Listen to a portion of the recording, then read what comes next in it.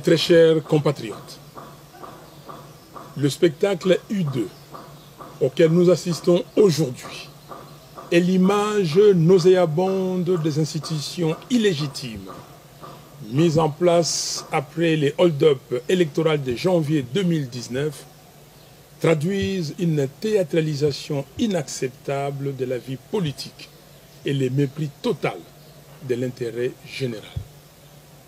En effet, au moment où toutes les filles et tous les fils du Congo se mobilisent pour sauver le pays de l'occupation de ses terres, du pillage de ses ressources naturelles, ainsi que de sa balkanisation, la coalition FCC cache, nous distrait, avec un semblant de bras de fer qui paralyse le pays et qui détruit davantage les piliers de la démocratie.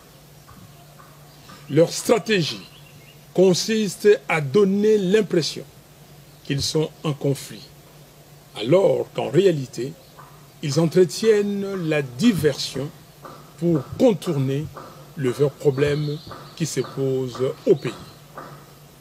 Notamment, la précarité de la situation économique et la misère noire dans laquelle croupit le peuple congolais.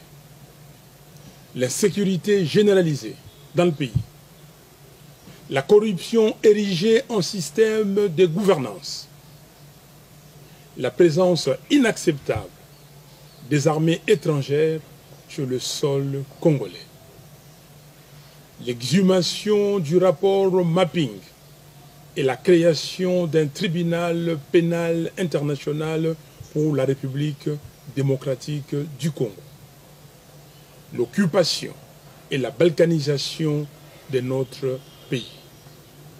Mes très chers compatriotes, voilà pourquoi, dans leur message au peuple congolais du 15 octobre courant, nos évêques nous encouragent en disant, je cite, « L'heure de nous mettre debout et de marcher dans la lumière a sonné. Réveillons-nous de notre sommeil pour un engagement citoyen. » Fin de citation. Mes très chers compatriotes, Monsieur Joseph Kabila et Monsieur Félix Tshisekedi se disputent le pouvoir qu'ils ont confisqué au peuple. Chacun d'eux veut maintenant contrôler la Commission électorale nationale indépendante, CENI, et la Cour constitutionnelle, avec l'intention manifeste de poursuivre l'œuvre de destruction perpétuelle de la démocratie par des coups d'État. La Commission électorale nationale indépendante, CENI, et la Cour constitutionnelle doivent être réellement indépendantes et libérées de l'emprise de quelque faction politique que ce soit. Ainsi, seule une dénonciation publique du deal peut attester de la sincérité de chacun d'eux. Mes très chers compatriotes, Congolaises et Congolais, n'accompagnez donc personne dans une forfaiture de plus et refusez qu'on établisse le coup d'État comme mécanisme d'accession au pouvoir.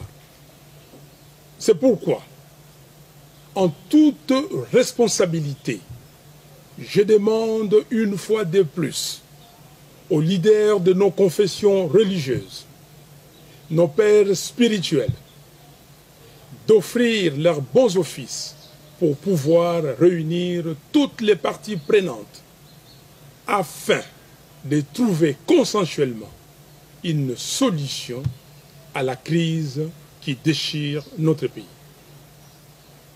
Au président des pays membres de la SADC, je les prie de s'engager à accompagner les leaders religieux congolais dans la recherche d'une solution à la crise congolaise. aux membres de la communauté internationale. Je les exhorte à se ressaisir afin d'aider les Congolais à retrouver une stabilité pérenne pour le pays et pour la région, au travers de la mise en place des institutions légitimes, gage du développement. Que vive la République démocratique du Congo, que vive son vaillant peuple. Je vous remercie.